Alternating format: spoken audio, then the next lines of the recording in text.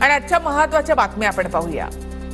जळगावच्या खासदार स्मिता वाघ यांची भाजपच्या महिला प्रतोदपदी निवड। प्रतोदपद दिल्याबद्दल पक्षाचे आभार, स्मिता वाघ यांची प्रतिक्रिया। महाराष्ट्राचे नवे राज्यपाल सीपी राधाकृष्णन 31 जुलैला पदभार स्वीकारणार। राधाकृष्णन हे महाराष्ट्रामध्ये येणारे झारखंडचे तिसरे राज्यपाल।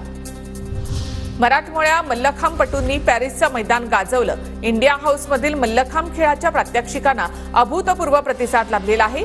4 अंध मल्लखांबपटूंनी जगभरातील प्रेक्षकांची मनं जिंकली।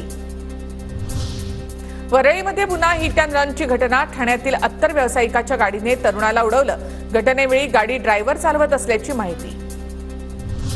एनसीईआरटीच्या अभ्यासक्रमामधून मनुस्मृतीचा संदर्भ हद्दपार। अनेक तक्रारीनंतर एनसीईआरटीचा निर्णय। शिक्षण प्रेमींकडून समाधान व्यक्त।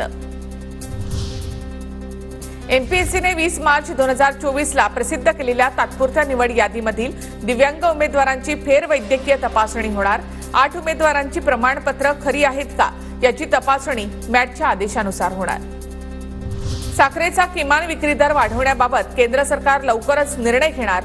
केंद्रीय अन्न सचिव संजीव चोप्रांची माहिती। राज्यातील आयटीआय प्रवेश प्रक्रियेमध्ये निवड झालेल्या उमेदवारांची दुसऱ्या फेरीची निवड यादी जाहीर।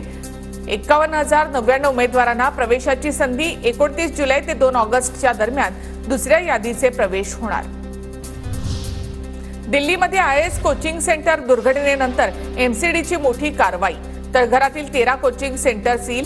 घटनेमध्ये कोचिंग सेंटरच्या मालकासह अन्य एकाला अटक।